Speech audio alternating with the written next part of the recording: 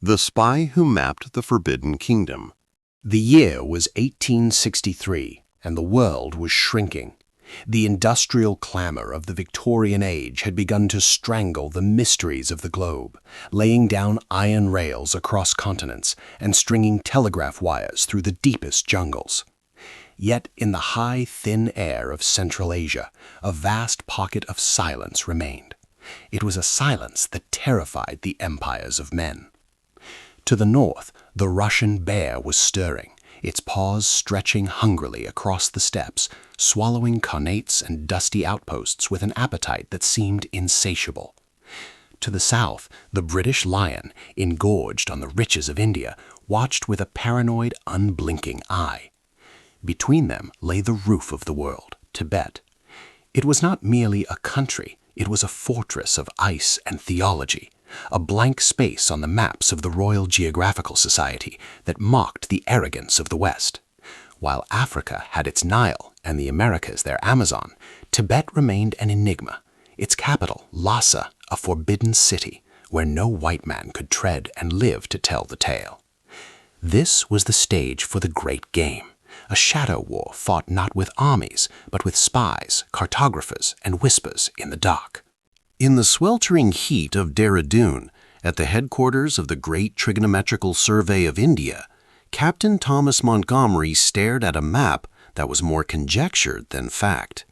The air in the room was thick with the smell of stale tobacco, ink, and the oppressive humidity of the Indian plains.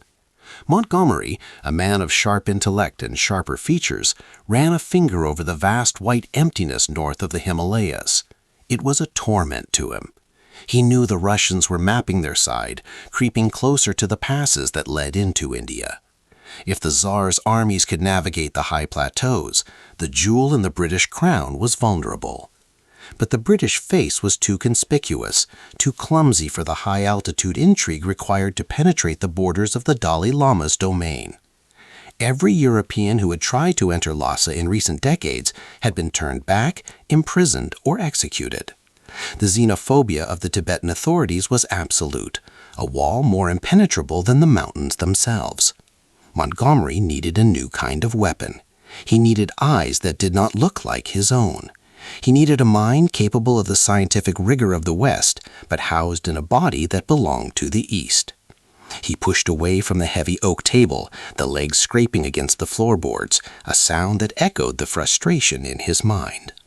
He walked to the window, looking north towards the haze where the foothills began their ascent. He didn't need a soldier. He needed a scholar. Far away from the humidity of Dehradun, in the crisp, biting air of the Johar Valley, the man who would answer this call was teaching a child the alphabet. Nain Singh Rawat was not a warrior, nor was he a spy. He was a headmaster.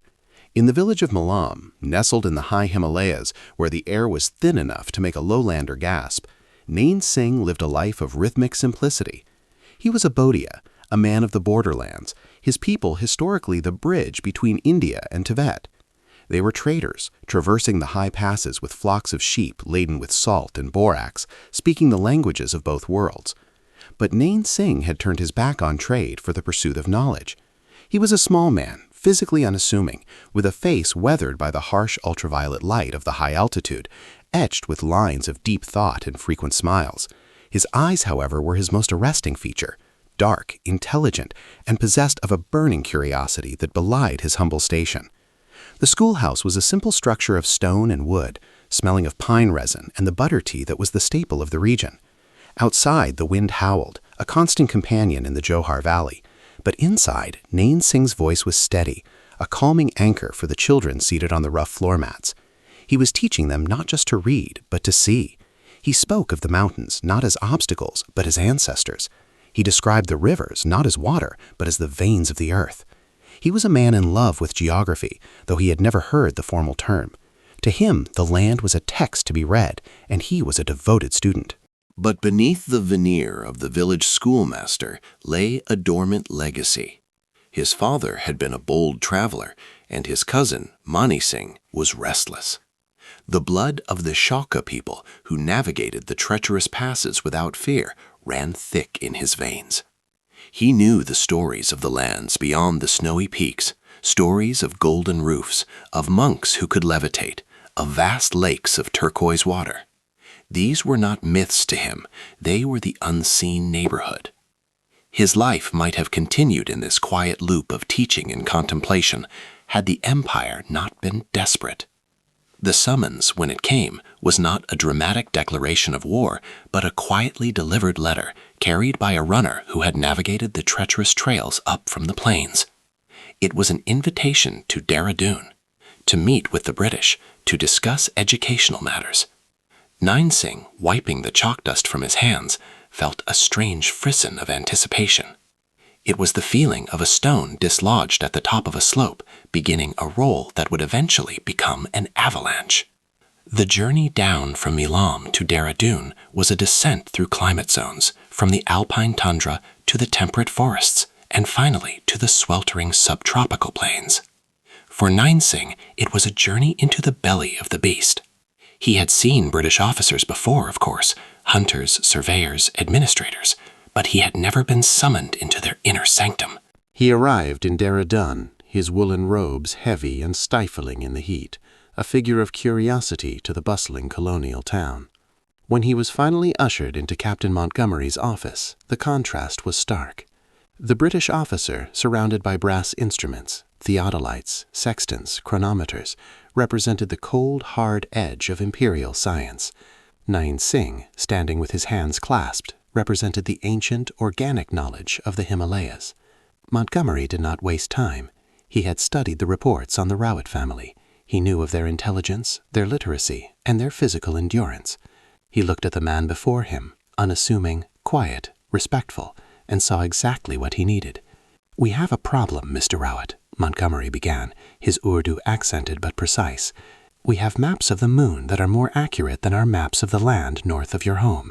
He gestured to the blank space on the wall. "Tibet. It is a void, and voids are dangerous. They hide enemies." Nain Singh listened, his face impassive, but his mind racing. He knew Tibet. He knew the language, the customs, the prayers. He knew that to enter as a foreigner was death. "You want me to go there?" Nain Singh stated, not as a question, but as a realization. "Not just go there," Montgomery corrected, leaning forward, his blue eyes intense. "We want you to map it. We want you to count your steps from the border to Lhasa. We want you to determine the altitude of the plateau, the course of the Tsangpo River, the location of the cities. But you cannot go as a surveyor. You cannot carry a tripod. You cannot wear a uniform. You must go as a pilgrim." The proposition was audacious. It was suicide wrapped in the guise of science. Montgomery explained the method he had devised. They would train him. They would teach him to walk with a stride of exactly 33 inches, regardless of the terrain, so that he could measure distance by counting his paces. They would give him a rosary, a Buddhist mala, but instead of the traditional 108 beads, it would have 100, to aid in the decimal calculation of steps. They would hide a compass in his prayer wheel. They would conceal liquid mercury for an artificial horizon in the hollow of a cowrie shell. He would be a living, breathing instrument of the great trigonometrical survey, hidden in plain sight. Nain Singh remained silent for a long time. The room seemed to shrink. He thought of his school. He thought of the children.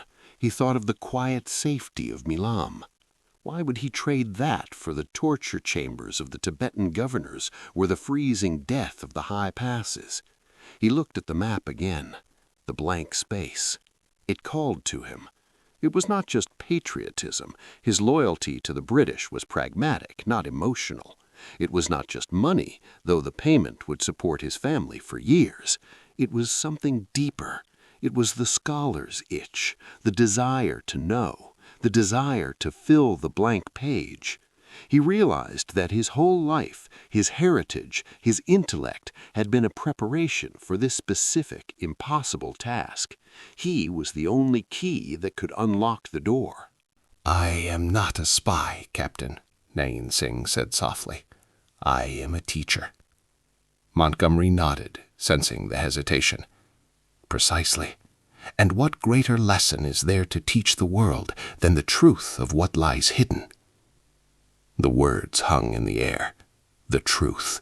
It was a seductive lure for a man of Nain Singh's temperament. He imagined walking where no known map-maker had walked. He imagined holding the secret geography of Asia in his mind. He looked at his hands, rough and brown, and then at the polished brass of the sextant on the desk. 2 worlds. He could bridge them. The training, Nain Singh asked, his voice steady. When would it begin? Montgomery exhaled, a sound of immense relief masked as professional efficiency. Immediately. It will be rigorous, Mr. Rawat. We will break your walk and rebuild it. We will teach you to read the stars like a mariner, and we will teach you how to lie so well that you will believe it yourself. The pact was made. In that dusty room, as the sun began to set, casting long, looming shadows across the floor, the schoolmaster died and the pundit was born. The code name number 1 was assigned to him in the secret files of the survey. He walked out of the office into the twilight of Dehradun, the weight of the secret already pressing on his shoulders. He looked north, towards the invisible mountains hidden by the dusk. They no longer looked like ancestors to him. They looked like a challenge. The looming shadow of the great game had fallen over him, but within that shadow, the humble scholar found a light he hadn't known he possessed, the burning, dangerous light of discovery. He would go to Lhasa. He would measure the roof of the world 1 step at a time, or he would die trying. The transition from the wild, uncontrolled ruggedness of the Milam Valley to the regimented, scientific precision of the great trigonometrical survey headquarters in Dehradun was a shock to the system, not merely of climate, but of philosophy. Here, amidst the humid heat of the Indian plains and the scent of camphor and old paper, Nain Singh Rawat ceased to be merely a hillman or a trader. He was becoming an instrument. The transformation was not sudden. It was a slow, grinding process of erosion and reconstruction, overseen by the exacting gaze of Captain Thomas Montgomery. Montgomery, a man who worshipped the god of accuracy, understood that to map the forbidden lands of Tibet, he did not need a soldier, nor a simple spy. He needed a paradox, a man who could blend into the chaotic, spiritual tapestry of the high Himalayas, while his mind operated with the cold, rhythmic precision of a chronometer. The training ground was a secluded stretch of the survey's compound, a dusty path shaded by sal trees, hidden from the prying eyes of other employees. It was here that Nain Singh's torture began, not with whips or chains, but with a rope and his own feet. The objective was deceptively simple, to standardize his stride. A map is nothing without scale, and in the absence of chains and theodolites, the human body must become the ruler. Montgomery had calculated that for a man of Singh's height and build, a stride of exactly 33 inches was maintainable, not 32, which would shorten the mile, nor 34, which would overextend the muscle and lead to fatigue. 33 inches. To achieve this, a rope was laid out, knotted at precise 33 inches intervals. For hours under the baking sun, Nain Singh walked beside it. Left foot, right foot, match the knot, match the knot. At first it felt unnatural. His natural gait, honed on the uneven, rocky slopes of the Johar Valley, was fluid and adaptive, shortening for steep ascents and lengthening on the flats. This new walk was robotic, a forced march of rigid uniformity. He had to suppress the instinct to adjust his step to the ground. If there was a stone, he could not step over it. He had to step on it or through it, maintaining the rhythm. If there was a dip, he could not lunge. He had to descend with the same 33-inch span.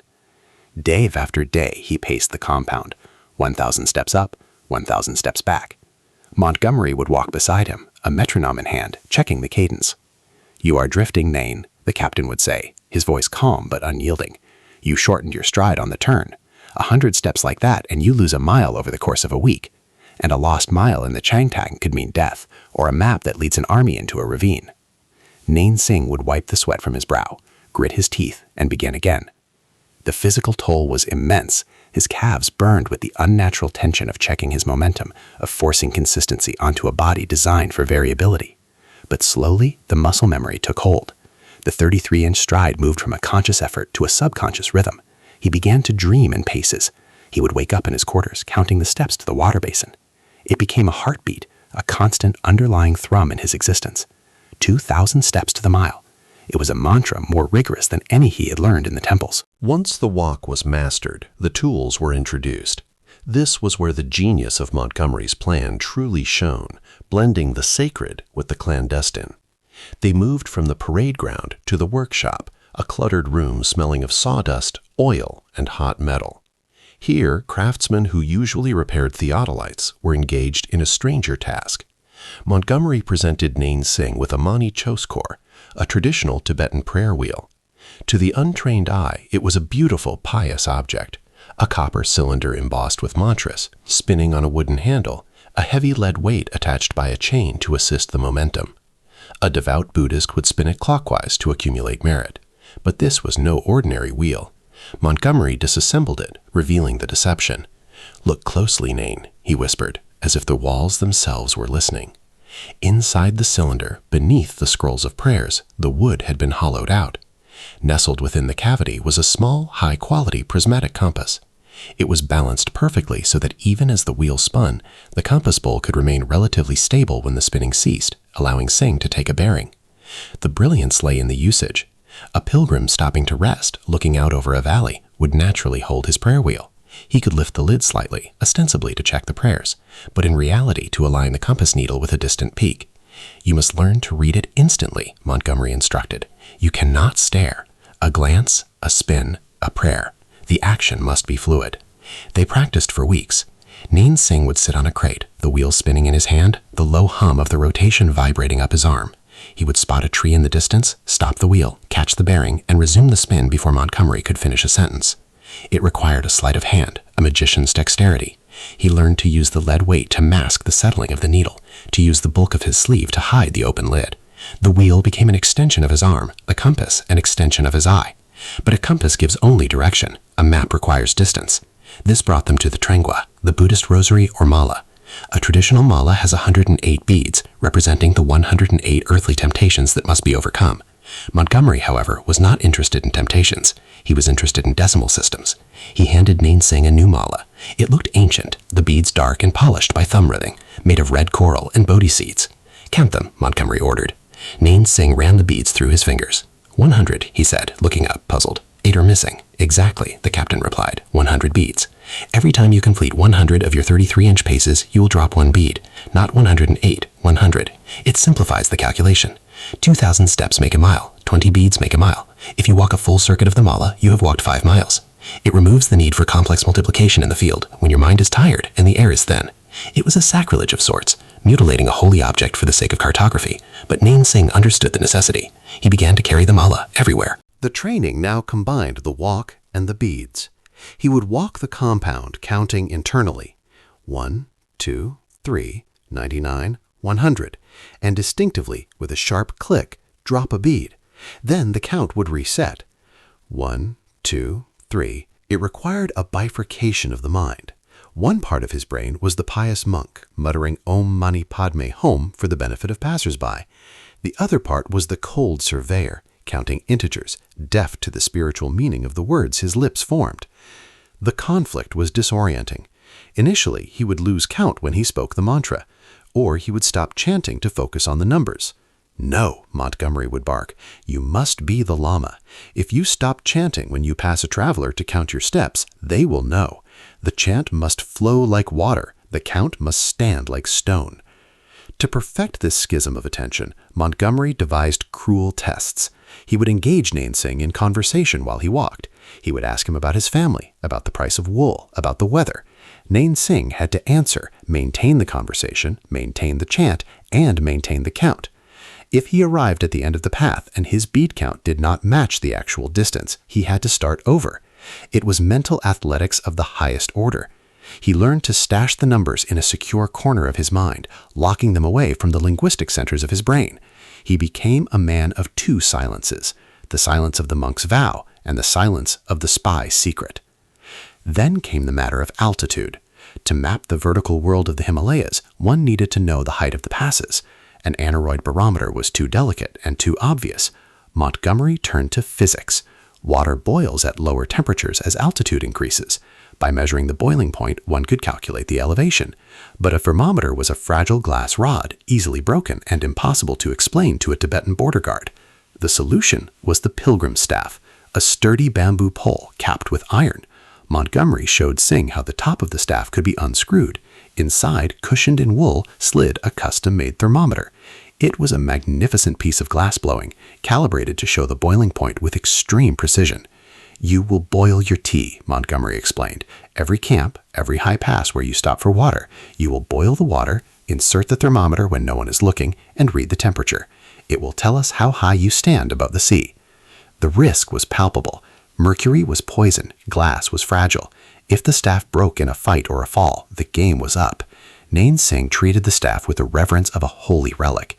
He practiced the motion of extracting the thermometer, dipping it into the boiling pot, shielding it with his robe as if protecting the flame from the wind, reading the meniscus of the mercury, and sliding it back into the hidden compartment. It had to be done in the time it took for the water to bubble, amidst the smoke of a yak dung fire, surrounded by potentially hostile nomads. The final piece of the arsenal was the notebook. A surveyor needs to record his data. He cannot trust thousands of miles and millions of steps to memory alone. But a notebook is a death warrant if found. Montgomery produced a small pocket-sized book. "This goes inside your prayer wheel," he said, "but you cannot write in English. You cannot write in Hindi. If the lamas find it, they must see only prayers." They developed a cipher. The data, bearings, distances, altitudes, descriptions of the terrain, would be recorded in the form of a poem, a structured verse that mimicked the rhythm and script of Tibetan prayers. Numerical values were assigned to syllables. A description of a river crossing became a stanza about crossing the ocean of suffering. A mountain peak became a stupa of enlightenment. Nain Singh spent his evenings by candlelight, practicing this cryptographic poetry. He had to learn to write small, minuscule characters that could be packed into the tiny sheets of paper lining the prayer wheel. He had to learn to write without looking down for too long, sketching the curves of the land with a few swift strokes of charcoal or lead. The transformation was nearing completion. Nain Singh Rawat, the man, was receding. In his place stood the pundit. He wore the ragged, maroon chuba of a Ladakhi lama. His skin was darkened with walnut juice to hide the lighter complexion of the lower hills. He let his hair grow long and matted, unwashed, greasy with butter. He stopped cutting his nails. He adopted the slouching, weary gait of a man who has walked across continents. But beneath the filth and the fatigue, his eyes remained sharp, darting, recording. The final test was a dry run into the lower hills, near the border of Nepal. Montgomery sent him out with instructions to map a specific ridgeline, return, and present the data. Nain Singh set out at dawn, his prayer wheel spinning, his lips moving in silent prayer. He walked for 3 days. He encountered villagers who bowed to him, asking for blessings. He felt a surge of panic. He was a fraud, a charlatan profaning the holy robes. But he forced himself to stop, to place his hand on their heads, to mutter the blessings. He watched their faces. They saw only a monk.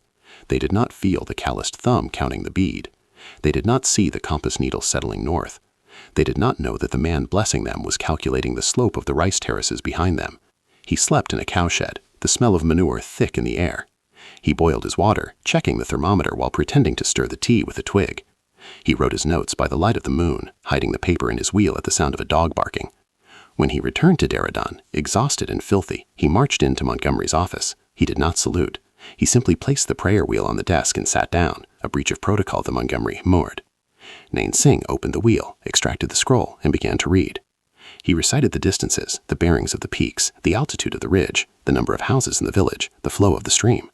Montgomery checked the data against his own secret maps of the area. The precision was terrifying. The pace count was off by less than a fraction of a percent. The bearings were accurate to the degree. The altitude was within 10 feet.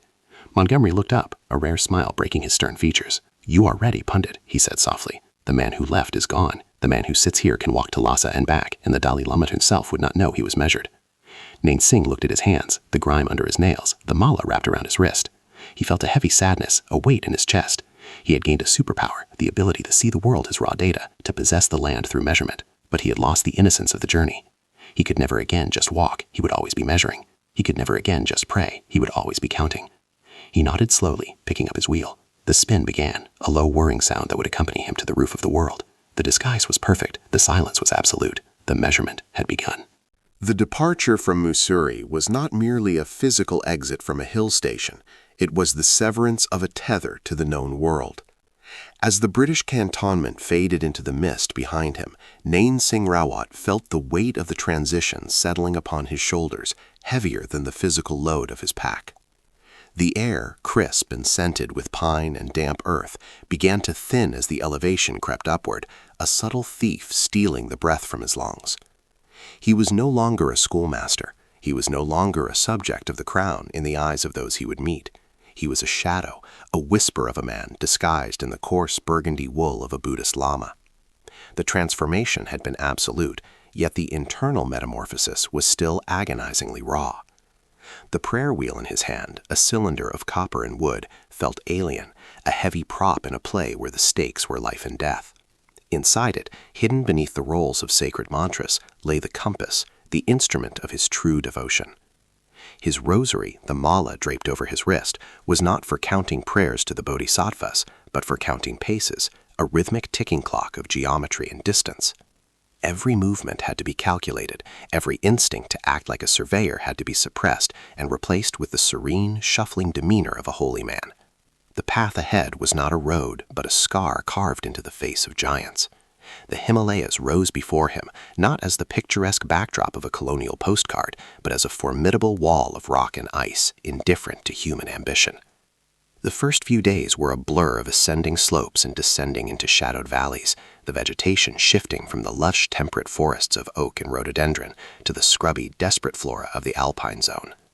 The color drained from the world, replaced by the grays of slate, the browns of dry earth, and the blinding white of snow. It was here, on the approach to the higher passes, that the first true enemy revealed itself, the altitude. It began as a dull throb at the base of his skull, a rhythmic pounding that matched the beat of his heart. By the time he reached the scree slopes beneath the Needy Pass, the throb had become a scream. His stomach churned with a nausea that made the thought of food repulsive, yet he knew he had to eat to maintain the strength required for the counting. 2,000 paces to the mile, 33 inches per stride. The numbers were a mantra more powerful than Om Mani Padme Hum. He muttered them under his breath, his lips moving in a silent cadence that any observer would mistake for piety. 100, 101, 102. The repetition was a tether to sanity as the lack of oxygen began to fray the edges of his consciousness. The wind on the pass was a living thing, a howling beast that tore at his robes and sought to freeze the sweat on his skin. It carried with it the bite of ice crystals, scouring his face until the skin cracked and bled. He pulled his hood lower, shielding his eyes, his gaze fixed on the ground just a few feet ahead. To look up was to be overwhelmed by the scale of the task. To look down was to focus on the immediate, the manageable. Step, click a bead. Step, click a bead. The rhythm became hypnotic, a trance state where pain and purpose merged. He remembered the training in Dehradun, the endless drills of walking at a fixed pace regardless of the terrain. Uphill, downhill, over flat ground or rocky debris, the stride had to remain constant. Now, with the air so thin it felt like gasping through a straw, maintaining that consistency required a supreme act of will. His legs burned with lactic acid, heavy as lead, screaming for rest. But to stop here, exposed on the windswept ridge, was to invite hypothermia. He had to keep moving. He had to keep counting. As night fell on the third day of the crossing, the weather turned from hostile to murderous. The sky, previously a bruised purple, was swallowed by a churning mass of charcoal clouds. The temperature plummeted, and the snow began to fall, not in gentle flakes, but in driving sheets that erased the world. Rawat found shelter in the lee of a massive boulder, a jagged tooth of rock jutting from the mountainside. He huddled there, wrapping his yak wool cloak tighter, shivering violently. He retrieved his thermometer from its secret pocket, shielding it from the wind to take a reading. The mercury had retreated deep into the bulb. This was the cold that killed, livestock and men alike. In the darkness, alone with the howling wind, the solitude was crushing. He thought of his family, of the warmth of the hearth he had left behind. Doubt, insidious and cold, crept into his mind. Was this mission madness? To map a land that did not want to be known? To measure the roof of the world with nothing but footsteps and a hidden compass? The sheer audacity of the great trigonometrical survey seemed absurd in the face of this elemental fury. Yet, as he touched the cold metal of the prayer wheel, a steely resolve hardened within him. He was a pundit. He was an explorer. The map was blank, and he was the ink.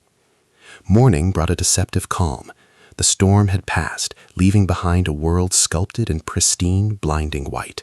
The silence was absolute, broken only by the crunch of his boots on the crust. He resumed his count, his eyes scanning the horizon for the landmarks he needed to fix his position. He found a secluded spot behind a ridge to use the sextant. This was the most dangerous moment of the tradecraft. He had to unpack the instrument, pour the mercury into the artificial horizon, and take the sighting of the sun, all while exposed and vulnerable. His hands, numb and clumsy, fumbled with the screws. He checked the horizon constantly, his heart hammering against his ribs. A shepherd, a trader, a soldier, anyone spotting him now would see not a monk, but a spy. He worked with feverish speed, aligning the mirrors, reading the vernier scale, scribbling the numbers onto the paper hidden inside the prayer wheel. The rush of adrenaline when he packed the instrument away was intoxicating, a potent mix of fear and triumph. He had stolen a coordinate from the heavens. He was a thief of geography. The descent into the plateau brought him into contact with the inhabitants of this forbidden realm. The first encounter was with a group of nomadic herdsmen, the Bhotias, driving their yaks towards lower pastures. Rawat saw them from a distance, dark specks against the snow. His instinct was to hide, to vanish into the rocks, but a monk does not hide. A monk walks with the confidence of the enlightened. He forced his body to relax, slowing his pace to a meditative stroll. As they approached, he saw their weather-beaten faces, eyes narrowed against the sun. They watched him with the intense, unreserved curiosity of people who see few strangers. Rawat spun his prayer wheel, the rhythmic click-clack a shield against their scrutiny.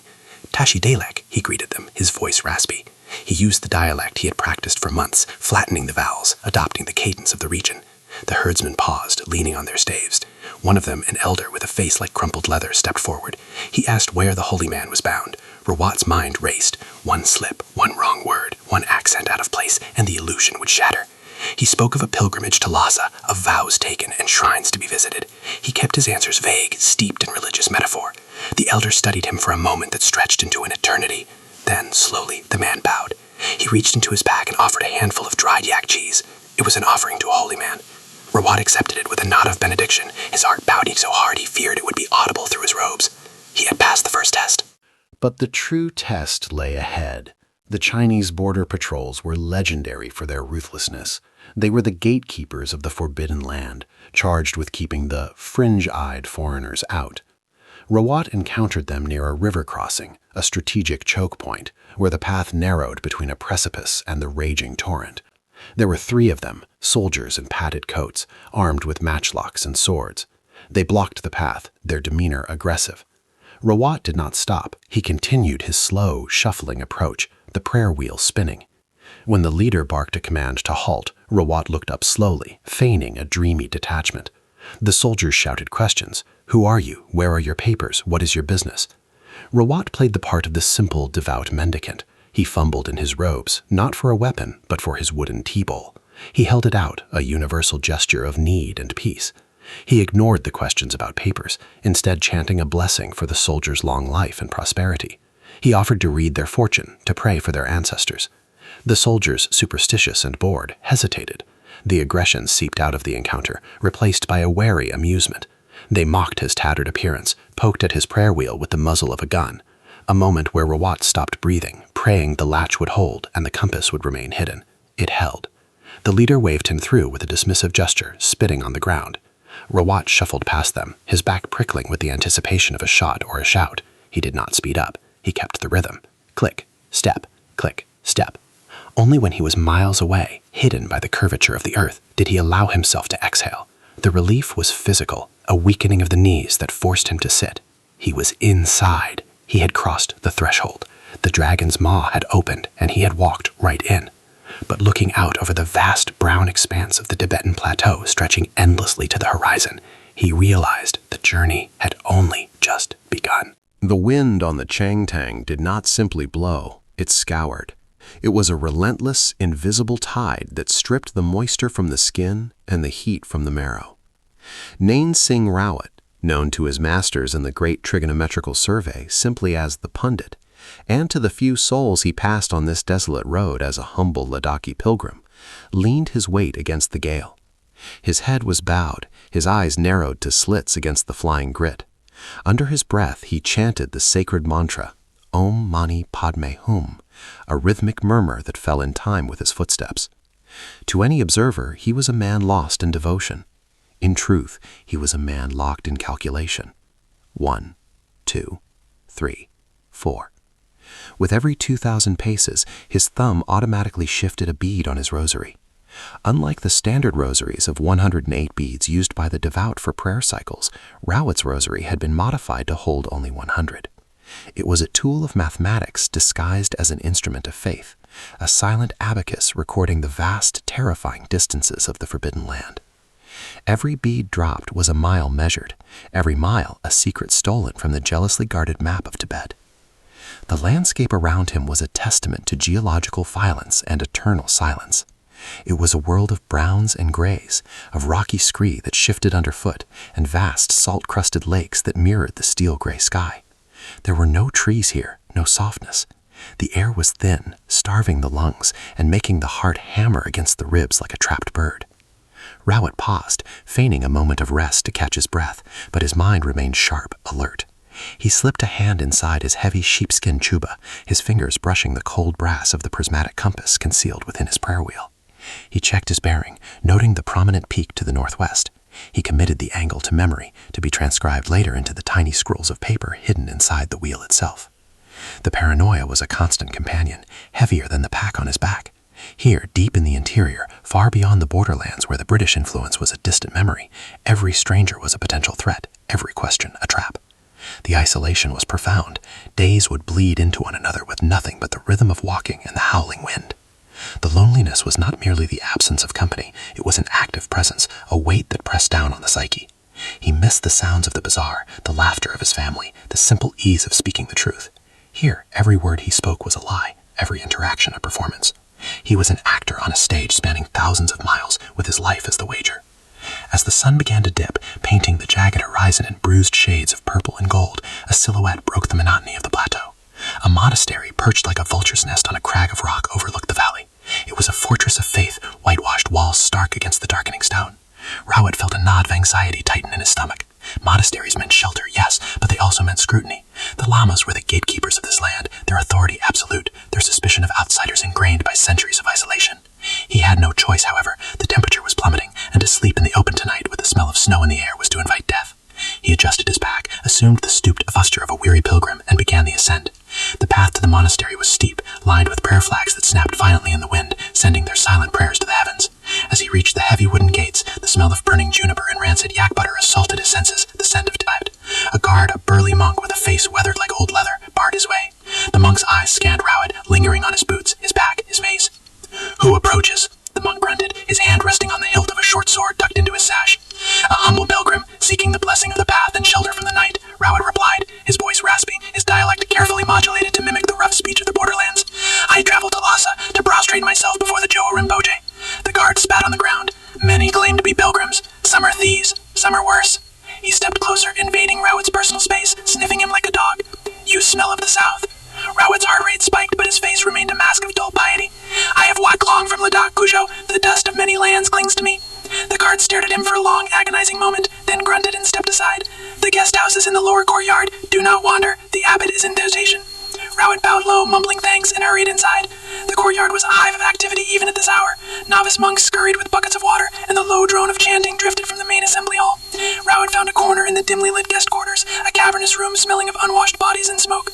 He unrolled his rug, his movements deliberate. He needed to boil water, ostensibly for tea, but in reality to determine the altitude.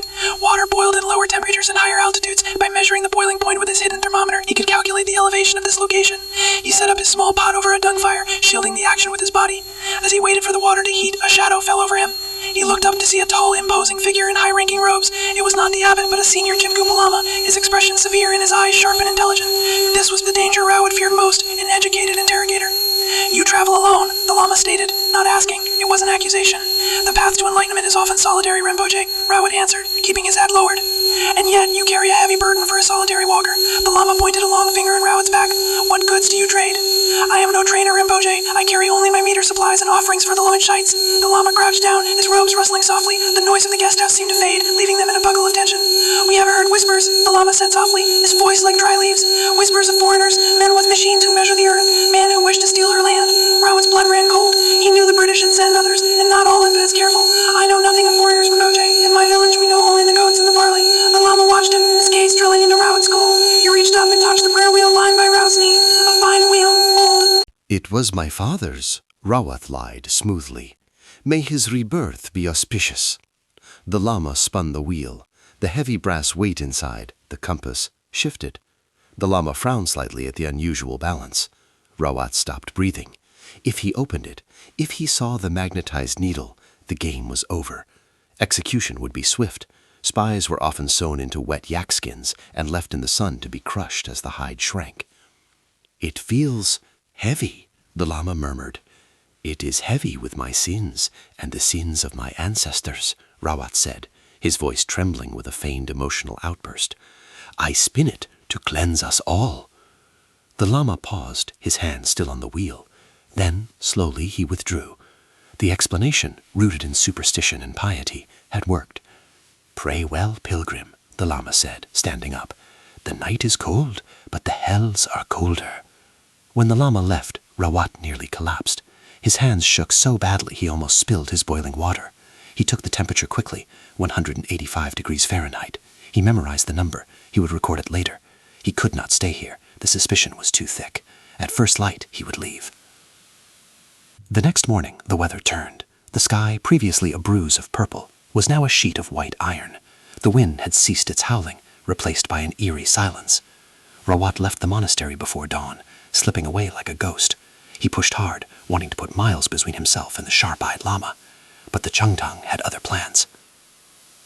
By midday, the snow began. It didn't fall. It was driven horizontally, needle-sharp ice crystals that stung the face and blinded the eyes. The world dissolved into a white void. Landmarks vanished. The track, barely visible at the best of times, was obliterated. Rawat knew the danger. To stop was to freeze. To continue blindly was to walk off a precipice or into a drift from which there was no escape. He needed shelter. He scanned the whiteness, looking for a rock outcropping, a dip in the terrain, anything. He found a shallow depression behind a cluster of boulders. It wasn't much, but it broke the wind. He huddled there, wrapping his sheepskin coat tighter, pulling his knees to his chest. The cold was a living thing, gnawing at his extremities. He checked his toes, wiggling them constantly to keep the blood flowing. As the hours dragged on, the snow piled up around him, burying him. He became a mound in the landscape. In the darkness of his makeshift burrow, his mind began to wander. He thought of his home in the Kumaun Himalayas, of the green valleys and the rhododendrons. He thought of Captain Montgomery, the man who had trained him, who sat in a warm office in Dehradun waiting for data that might never arrive. "I am a ghost," Rawat thought.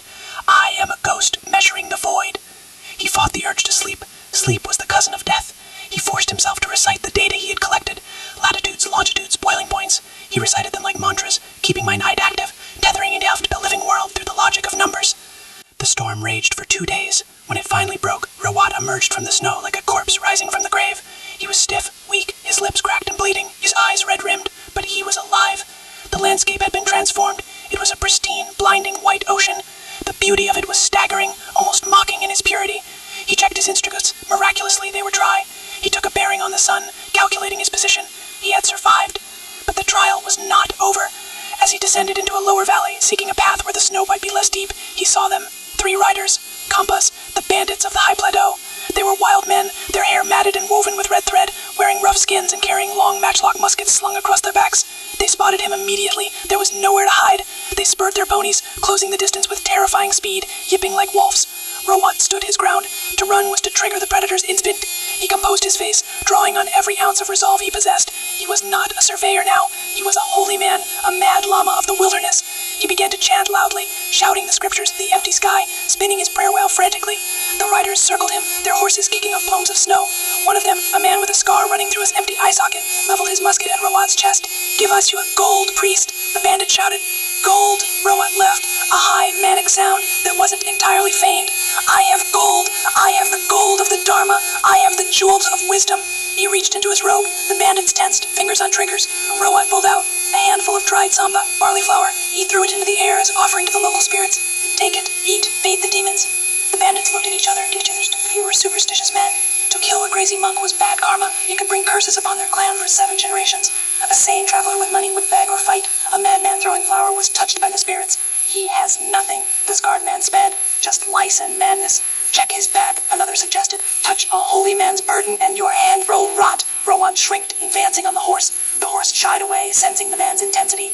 Rawat glanced at there with the ferocity of demon. "Leave, or I shall chant the sutra of the flays in." The blood was outrageous, desperate, and brilliant. The bandits, fearing spiritual retribution more than they desired his tattered belongings, spat on the ground to ward off evil and turned their horses. They galloped away, leaving the mad lug to the wilderness. Rawat watched them go until they were specks on the horizon. Then his legs gave way. He sat in the snow, shaking uncontrollably, not from cold, but from ambulance rausch. He had looked death in the face twice in 3 days. He touched the prayer wheel, feeling the solid weight of the compass inside. He was a spy. He was a survivor. He stood up, brushed the snow from his robes, and began to walk. 1, 2, 3, 4. The mission continued. The wind on the high plateau did not merely blow, it scoured. It was a physical entity, a relentless antagonist that sought to strip the flesh from the bone and the resolve from the soul. Nain Singh Rawat, known to the distant masters of the great trigonometrical survey simply as the pundit, leaned into the gale, his body angled 45 degrees against the invisible wall of air. Every step was a negotiation with gravity and exhaustion. The landscape of the Kichu Valley sprawled before him, a vast monochromatic canvas of ochre dust, gray granite, and the white-capped teeth of the mountains that ring the horizon like the jawbone of a prehistoric beast. He was no longer the man who had left Dehradun. That man had been younger, softer, filled with a naive patriotism. The creature that now trudged toward the Forbidden City was something forged in the kiln of the Himalayas, hardened, hollowed out, and kept alive by a singular burning purpose that felt less like duty and more like madness. Under his tattered sheepskin chuba, the brass weight of the sexton pressed against his ribs, a cold, heavy secret that could buy him a hangman's noose as easily as a medal. His hand, cracked and blackened by frostbite, remained buried deep within the folds of his robe, his fingers rhythmically turning the prayer wheel. Om Mani Padme Hum. Click. Om Mani Padme Hum. Click. But he was not praying. He was counting. 2,000 steps to the mile. Keep the pace. Keep the count. Lose the count, and the map is lost. Lose the map, and the suffering is for nothing. The road to Lhasa was becoming less solitary, a fact that brought no comfort, only a heightening of the paranoia that had become his constant companion. For months, the primary threats had been wolves, bandits, and the indifferent cruelty of the cold. Now, the threat was civilization. He began to pass cairns of stones piled high by pilgrims, fluttering with prayer flags that snapped like whips in the wind. He saw caravans of yaks, their shaggy forms burdened with bricks of tea and bales of wool, the drivers shouting guttural commands that were snatched away by the breeze. Nain Singh kept his head low, his eyes fixed on the stony path. In this guise, he was a Ladakhi lama, a holy man on a pilgrimage. He had to embody the role so completely that he could deceive not just the eyes of others, but their instincts. He adopted the shuffling gait of the devout, the vacant, inward-looking stare of one consumed by spiritual contemplation. But inside, his mind was a racing engine of calculation and observation. He noted the bearing of the river, the estimated altitude based on the boiling point of his tea from the night before, the changing geology of the valley floor. He was a spy in the house of the gods, and the closer he got to the altar, the hotter the fire became. The crisis, when it came, arrived not with the thunder of hooves, but with the quiet rustle of silk. Nain Singh had joined a loose aggregation of travelers to cross a narrow bridge over a tributary of the Kichu. It was a choke point, inevitable and terrifying. A tent had been erected near the bridgehead, snapping in the wind, emblazoned with the colors of the Lhasa authorities. 2 soldiers, armed with matchlock muskets, stood lazily by the entrance. But it was the man sitting at the low table outside the tent who stopped Nain Singh's heart. He was a lay official, a drunjig, wearing the heavy turquoise earring of his rank and a robe of fine Chinese brocade that seemed obscenely bright against the dust of the road. He was not looking at the papers in front of him. He was watching the feet of the travelers. Nain Singh knew that look. It was the look of a man looking for anomalies, a wolf spotting a limp in the herd. Nain Singh slowed his pace, blending behind a bulky trader leading a mule. He adjusted his prayer wheel, ensuring it spun with a mesmerizing regularity. As he passed the table, the official's voice cut through the wind, sharp and bored. "You, the Ladakhi." Nain Singh froze. The instinct to run was electric, surging through his legs, but he strangled it instantly. Running was death. He stopped, turned slowly, and bowed, bringing his hands together. He did not speak. He let the silence stretch, playing the part of the simple, awe-struck pilgrim. The official beckoned him closer with a curled finger. Nain Nain Singh approached, his breath shallow. He could smell the official, scented oil, stale tea, and the metallic tang of authority. "Your papers," the official demanded, extending a hand that was smooth and uncalloused. Nain Singh fumbled in his robes, producing the travel permit he had obtained in Shikadze. It was a genuine document, but in the world of espionage, the paper is only as good as the legend that supports it. The official scrutinized the seal, then looked up, his eyes narrowing. They were dark, intelligent eyes, devoid of the superstitious deference Nain Singh usually encountered. "You are from Leh?" the official asked. "Yes, Kushak," Nain Singh rasped, pitching his voice to the throat, mimicking the dialect he had practiced for years. "A humble monk, seeking the blessing of the Dalai Lama." The official leaned back, tapping the paper against his lip. "You have the accent of the West, yes, but you walk like a man from the South, a man who is usually in hills, not the high plains." It was a terrifyingly astute observation. Nain Singh's heart hammered against his ribs like a trapped bird. The sexton felt like it was burning a hole through his tunic. If they searched him, if they found the mercury, the compass, the meticulously kept journals, it would be over. Not just death, but torture. The Tibetans did not treat spies kindly. "The road changes a man's walk, Kushak," Nain Singh said softly, keeping his eyes lowered. "I have walked for many months. My feet I've forgotten the shape of my home." The official stood up and walked around the table, circling Nain Singh. He reached out and fingered the wool of Nain Singh's robe. "This is good wool, too good for a beggar monk. Alms from a wealthy patron in Gartag, Kushak. The faithful are generous to those who walk the path." The official stopped in front of him, staring directly into his face. Nain Singh forced himself to meet the gaze, making his eyes wide and guileless. He summoned every ounce of his will to suppress the tremors in his hands. He thought of his family in the Kuman Hills, of Colonel Montgomery waiting in Dehradun, of the map that existed only in his head and in the hidden scrolls. He could not fail them. The silence stretched for an eternity, a bubble of tension amidst the wind. The official's eyes flickered on Nain Singh's face, searching for a twitch, a bead of sweat, a sign of deceit. Nain Singh began to chant, a low, rhythmic murmur, "Om Mani Padme Hum." It was a shield, a wall of sound to hide behind. Finally, the official snorted, a sound of dismissal. He tossed the paper back at Nain Singh. "Go," he said, turning back to his table. "But do not linger in the city. The city is for the pure, not for drifters." Nain Singh caught the paper, bowed deeply, and turned away. He forced himself to walk. Just walk. Do not run. Do not look back. Every muscle in his back screamed, anticipating the shout, the sound of the musket priming. He crossed the bridge, the wooden planks rattling under his feet, and only when he was around the bend of the road, hidden by a rocky outcrop, did he allow himself to stop. He leaned against the cold stone, his legs giving way, and slid to the ground. He gasped for air, his lungs burning. He was shaking violently now, the adrenaline crash hitting him like a physical blow. He clutched the prayer wheel to his chest, closing his eyes. He had survived. He was still a ghost. The recovery was slow. He drank from his water skin, the liquid freezing cold, and ate a handful of sampa, the dry barley flour turning to paste in his dry mouth. He had to keep moving. The sun was beginning its descent, casting long, bruised shadows across the valley. The final leg of the journey lay ahead. He rose, his joints stiff, and resumed the count. 1, 2, 3. The landscape began to soften. Green patches of barley fields appeared, irrigated by canals fed by the river. Willow groves lined the banks, their branches skeletal in the winter air. Houses became more frequent, whitewashed structures with flat roofs and prayer flags fluttering from the corners. The smell of burning juniper incense hung in the air, a scent of sanctity and habitation. And then it happened. He crested a low ridge known as the Chakpori, the Iron Mountain. The sun was dipping low in the west, painting the sky in violent shades of violet and bruised orange. Nain Singh shielded his eyes against the glare, looking down into the wide valley floor. There, rising from the center of the plain like a man-made mountain, was the Potala. It was not merely a building, it was a revelation. It dominated the world, a colossal fortress of red and white masonry, tier upon tier rising toward the heavens. 13 stories of stone anchored to the Marpori, the red hill, as if it had grown organically from the earth itself.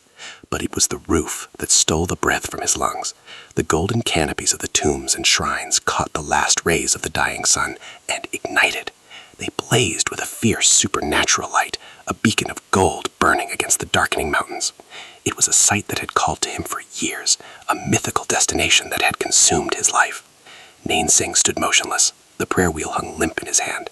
The counting stopped. For the first time in 2 years, the relentless ticking of the survey in his mind was silenced by pure, unadulterated awe. Tears, hot and unbidden, welled in his eyes and spilled onto his weathered cheeks, freezing instantly in the wind. He fell to his knees, not in disguise, but in genuine reverence. This was the Forbidden City. This was the heart of the mystery. He, a schoolmaster from the Kumon Hills, a paid agent of a foreign empire, had walked where no surveyor had dared. He had measured the roof of the world with his footsteps. The emotion that washed over him was complex, a mixture of profound relief, triumphant pride, and a crushing sense of loneliness. He was here, but he was alone. He could not share this moment with his masters. He could not shout his victory to the winds. He was a shadow looking at the sun. But as he knelt there, watching the gold turn to copper and then to gray as the sun vanished, a deep sense of peace settled over him. The fear of the interrogation, the pain of the frostbite, the hunger, it all receded. He had kept his promise. He had reached the golden promise. He stood up, wiping his face with his rough sleeve. The city below was lighting up, butter lamps flickering in thousands of windows like reflected stars. He checked his sextant one last time, feeling its reassuring weight. The work was not done. In fact, the most dangerous part was just beginning. He had to enter the city, map it, and survive to tell the tale. But for this one moment on the ridge of Chakpuri, he allowed himself to be simply a man who had touched the horizon. He spun his prayer wheel, the click sounding sharp in the twilight. 1 step, 2 steps. He began the descent toward the golden glow. The golden roofs of the Potala Palace did not merely reflect the sun, they seemed to command it, pulling the fading light of the Tibetan afternoon into a blazing crown that hovered above the valley. Nain Singh Rawat, known to the records of the Great Trigonometrical Survey only as Number 1, or the Pundit, stood at the final ridge, his breath crystallizing in the thin, biting air. After months of traversing the frozen desolation of the Changtang, dodging bandits and surviving on parched barley, the sight of Lhasa was not just a relief, it was a physical blow. The city, sprawled at the foot of the red hill, was a hive of whitewashed stone and dark window frames, a labyrinth of secrets that had swallowed explorers before him. He adjusted the heavy woolen chuba that disguised his frame, feeling the hard, reassuring lump of the sextant hidden beneath the folds. To the world, he was a Ladakhi pilgrim, weary and devout, come to pay homage to the Dalai Lama. To history, he was a spy, and this city was his battlefield. He descended into the valley, his gait measured, mimicking the slow, rhythmic stride of the devout. The air grew thicker, not with oxygen, but with the scent of burning juniper, rancid yak butter, and the sheer density of humanity. Entering the western gate, he passed beneath the stupa archway, muttering the mantra Om Mani Padme Hum with a fervor that was only half feigned. His eyes, however, were not fixed on the spiritual realm. They were recording instruments. He noted the width of the gate, the number of guards, Kampa warriors with matchlock rifles slung over their shoulders, and the flow of traffic. Every step was a calculation. His hand, buried deep in his sleeve, worked the rosary beads. Unlike a standard Buddhist rosary of 108 beads, Nain Singh's had been modified to hold exactly 100. Every 100th pace, he dropped a bead. It was a silent, invisible metronome that translated the geography of the Forbidden City into precise mathematical data, all while he appeared to be lost in prayer. Finding lodging was the first perilous hurdle. Lhasa was a city of strangers, but strangers were watched. He found a room in a caravanserai near the bustling Barkor market, a place frequented by merchants from Kashmir and Ladakh. It was a dark, soot-stained cell, smelling of old smoke and unwashed wool, but it offered a vantage point. Here he unpacked his meager belongings. The prayer wheel, battered and worn, was placed reverently on a low wooden table. Inside the cylinder, where sacred scrolls should have resided, lay long strips of paper covered in meticulous logistical data and compass bearings. At night, by the flickering light of a butter lamp, Rawat would transform from pilgrim to surveyor. But for now, he had to establish his cover. He mingled in the courtyard, speaking the dialect of a borderland trader, listening more than talking. He learned of the city's mood, tense with rumors of foreign devils trying to breach the borders. The irony was not lost on him. The devil was already inside, drinking their tea. The following morning began the true work, the mapping of Lhasa. The city was structured around the Jokang Temple, the spiritual heart of Tibet. Rawat joined the circumambulation, the Kora, moving clockwise with the tide of humanity. He was surrounded by nomads with wind-burnt faces, their hair braided with turquoise and coral, and monks in robes the color of dried blood. The noise was a cacophony of chanting, the ringing of bells and the lowing of animals. Yet within Rawat's mind there was a cold, quiet silence. 1, 2, 3, 99, 100. Click. A bead dropped. He walked the perimeter of the Jokong, measuring its dimensions. He walked the radio streets extending from the center, mapping the arteries of the city. Whenever he paused to take a compass bearing, he would spin his prayer wheel, checking the magnetic needle concealed within its handle. To any observer, he was merely orienting himself towards a holy site. In reality, he was orienting the British Empire's maps. Days turned to weeks. The tension of his double life was a constant low-frequency vibration in his nerves. One afternoon he ventured towards the Potala itself. The massive fortress palace loomed over the city like a slumbering beast. The ascent was steep, a zigzagging stone path worn smooth by centuries of feet. As he climbed, he counted. The altitude made his heart hammer against his ribs, but he could not lose the count. 78, 79. He reached the upper courtyards, where the air was rare and cold. Here the bureaucracy of the Tibetan state operated. He saw officials in yellow silk robes, their hats peaked and fringed, moving with the arrogance of absolute power. He had to be invisible. He kept his head bowed, his posture submissive. It was here, in the shadow of the White Palace, that the threat materialized. A high-ranking lama, accompanied by 2 armed guards, stopped in front of him. Rawat froze, his hand tightening on the rosary. The lama, an elderly man with eyes that seemed to see through the skin, addressed him. "You are not from Lhasa," the lama stated, not as a question, but as a fact. The dialect was refined, the tone imperious. Rawat's mind raced. If he spoke with the wrong accent, if he showed fear, it was over.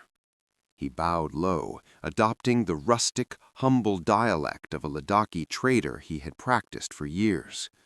"Forgive this humble worm, Rinpoche," he rasped.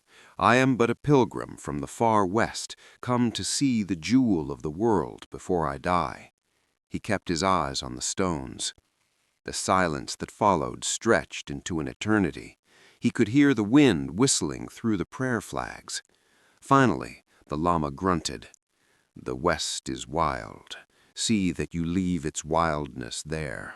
The city requires order." The entourage moved on. Rawat exhaled, a shudder passing through him. He had been seconds away from a dungeon, yet he had secured the data, the exact elevation of the Potala's base relative to the city floor. But the city was only half the mission. The great mystery lay to the south, the Yarlung Tsongpo, the Brahmaputra. The geographers in London argued over its course. Did it flow into the Irrawaddy, the Mekong, or become the Brahmaputra of India? Rawat had to know. Under the guise of a pilgrimage to a remote monastery, he slipped out of Lhasa. The landscape shifted from the urban claustrophobia to the vast, terrifying openness of the high plateau. The river was a turquoise serpent cutting through the beige and gray rock. It was massive, powerful, and indifferent to the man measuring it. He found a secluded bank, hidden by tamarisk bushes. Here the spy vanished, and the scientist emerged. He set up his hypsometer to boil water, determining the altitude. He measured the velocity of the current by throwing marked logs into the water and timing their passage. The nights by the river were the hardest. Alone, with only the howling wind for company, the weight of his isolation bore down on him. He was thousands of miles from home, carrying secrets that could get him killed, serving an empire that would likely disavow him if caught. Yet, looking at the stars, the same stars he used to calculate his latitude, he felt a strange, profound connection to the earth. He was not just a pawn in the great game. He was a seeker of truth. He was filling the blank spaces on the map. He traced the river's flow eastward, noting how it gathered strength, how it carved through the Himalayas. He confirmed the massive drop in elevation that suggested the legendary falls, the link to the Indian plains. He was solving a puzzle that had baffled the world for centuries. Returning to Lhasa was a re-entry into the lion's den. The city seemed louder, more dangerous after the silence of the river. He consolidated his notes, hiding them inside the soles of his spare boots. He knew his time was running out. The rumors of spies were growing more specific. Merchants whispered of a man measuring the stars. He had to leave. But not before one final observation. He returned to the rooftop of his sarai at twilight. The sun was setting, casting the Potala in a silhouette of bruised purple and black. He took a final bearing of the golden roofs against the rising moon. It was a gesture of farewell. He had stolen the soul of the city and trapped it in ink and paper. As he packed his bags that night, preparing for the long, treacherous journey back to India, Nain Singh Rawat looked at his prayer beads. They were worn smooth by his fingers, by the anxiety and the miles. He whispered a prayer, not for the gods, but for the safe passage of the knowledge he carried. The forbidden city had been breached, not by an army, but a solitary man with a rosary and a will of iron. The wind that howled across the Changtang Plateau did not merely chill the skin, it seemed to scrape against the very soul, a relentless, shrieking reminder that this land belonged to the gods and the demons, not to men, and certainly not to a spy disguised as a pilgrim. Nain Singh Rawat, known to the secret files of the Great Trigonometrical Survey only as number 1, pulled his sheepskin chuba tighter around his gaunt frame. Lhasa, the forbidden city, lay weeks behind him, a golden memory fading into the gray mists of the north. But the journey home was proving to be a beast of a different nature entirely. Leaving had not been the escape he had envisioned. It was a plunge into a deeper, colder wilderness. Instead of taking the direct route south, which was teeming with suspicious officials and inquisitive guards, he had made the daring decision to arc northwards and then west, traversing the fearsome chain of lakes, including the Great Tangri Nor. It was a route of scientific gold, a blank space on the maps of the Royal Geographical Society that he intended to fill with ink and blood. But as the temperature dropped to levels where breath turned instantly to ice crystals, he wondered if his ambition would be his cairn. Every step was a calculation. 1, 2, 3, click. The prayer wheel spun in his frostbitten hand. To any observer, a nomad herder watching from a ridge, or a bandit scouting the valley floor, he was just another devout lama mumbling mantras to the compassionate one. But the mantra was a lie, or perhaps a different kind of truth. He was not reciting Om Mani Padme Hum. He was counting. 2,000 paces to the mile. Keep the rhythm. Ignore the gnawing hunger. Ignore the pain in the left knee that throbbed with the regularity of a pendulum. He had to maintain the stride length, regardless of the incline, regardless of the snow that drifted up to his shins. If the count failed, the map failed. If the map failed, the years of deception, the constant terror of discovery, the separation from his family, it would all be for nothing. The weight of the secret journal sewn into the lining of his robes felt heavier than lead. They contained the true latitude of Lhasa, the flow of the Tsangpo, the altitudes of passes that no British boot had ever trod. He was a walking library of forbidden geography, and he was exhausted beyond the capacity of words to describe. The mental fatigue was far worse than the physical. For years he had lived a double life, never speaking his true name, never relaxing his guard, sleeping with one eye open and his hand near his hidden sextant. Now, as he navigated the desolate shores of Tangri Nor, the isolation was absolute. The lake was a stunning, terrifying expanse of turquoise, bordered by mountains that looked like the teeth of a dragon.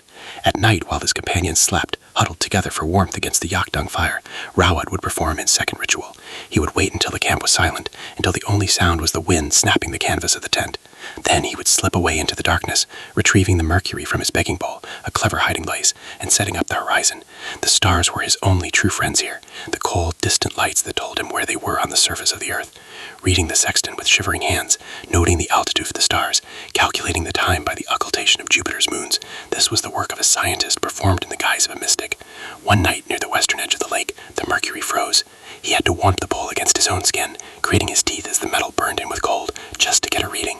He recorded the data, latitude 30 degrees 45 minutes north, another piece of the puzzle locked into place.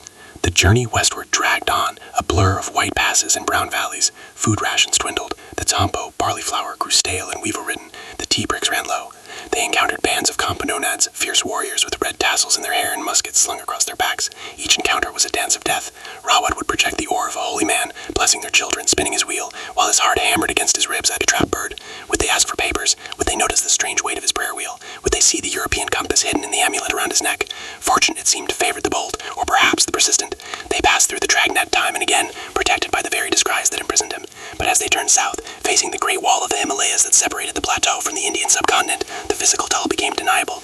His boots were in tatters, repaired with strips of rawhide. His skin was cracked and blackened by the high-altitude sun.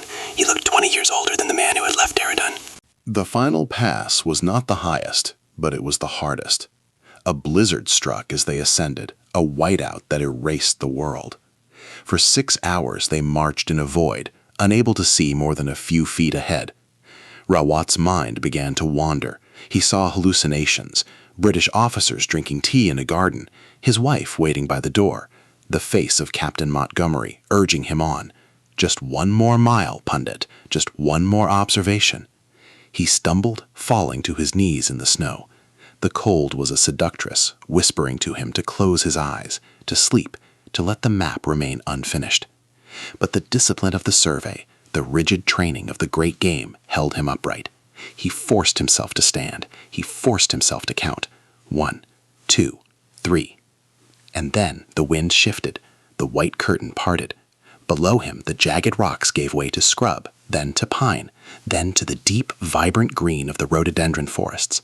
The air that rushed up to meet him was thick and rich with oxygen, carrying the scent of damp earth and pine resin. It was the smell of the south, the smell of home. Tears, hot and stinging, carved tracks through the grime on his face. He had done it. He had walked across the roof of the world and survived. Crossing the frontier back into British-controlled territory was a surreal experience. He expected fanfare, but there was only the quiet rustle of the forest and the chirping of crickets. He was just a ragged beggar stumbling out of the mountains. It wasn't until he reached the first police outpost that the reality of his return set in. The officers looked at him with suspicion, ready to chase him off, until he spoke in crisp, clear Hindustani, demanding a telegraph be sent to the survey in India. The message was short. Number 1 has returned. The journey from the frontier to the headquarters in Dehradun was a blur of trains and carriages, a strange transition from the medieval pace of Tibet to the industrial steam of the empire. But the true climax of his journey was not the physical arrival, it was the moment of revelation. The debriefing took place in a high-ceiling room filled with the scent of beeswax and old paper. Captain Montgomery was there, along with other high-ranking officials of the survey. They sat behind a heavy oak table, their uniforms immaculate, a stark contrast to Rawat's worn appearance. He had refused to change out of his robes until this moment. Slowly, with a quiet dignity that commanded the silence of the room, Rawat began to dismantle his disguise. He removed the prayer wheel. With a small knife, he pried open the copper cylinder. Instead of prayers, long rolls of paper spilled out, covered in minute, precise calculations. He took off the prayer beads, the rosary, 100 beads, he explained softly, instead of the Buddhist 108, to facilitate the counting of 10,000 paces. He removed the amulet, revealing the compass, and finally he reached into the lining of his robe and pulled out the journals. He laid them on the table. He unrolled the hand-drawn maps pieced together from thousands of scraps of data. The officers leaned in, their eyes widening. There, laid out before them, was Tibet, not the mythical land of speculation, but a measured, quantified reality. The course of the Tsangpo was charted, proving it flowed into the Brahmaputra. The location of Lhasa was pinned out to the second. The great lakes of the north were revealed. It was a cartographic coup, an intelligence victory of the highest order. Silence reigned in the room for a long moment, broken only by the rustle of the maps. Then Montgomery stood up and extended his hand. "Puntichi," he said, his voice thick with emotion, "you have given us the keys to Asia." The months that followed were a whirlwind of data processing, but for Rawat, the work was done. He had emptied his mind out of the paper. The secrets were no longer his to carry. He retired to his village, a hero in the shadows. The gold medal from the Royal Geographical Society would come later, sent by Mayo because he could not travel to London to receive it, nor could the nature of his work be publicly celebrated with too much fanfare. The empire needed its secrets kept. The final image of his story is not one of grandeur, but of quiet reflection. Decades later, an old man sits on the porch of a simple house in the Kuman Hills. The sun is setting, casting long shadows across the valley. In his lap lies a published map of Central Asia. His finger traces the line of the trade route, the curve of the river, the peak of the mountain. He knows every mile of that incline. He knows the thirst, the cold, the fear, and the beauty that lies beneath the paper surface. To the world, he is Nain Singh, a retired schoolmaster. To history, he is the man who walked the map into existence. He closes his eyes, and for a moment, he can still hear the wind of the Changtang, and the click, click, click of the wheel, counting his steps to eternity.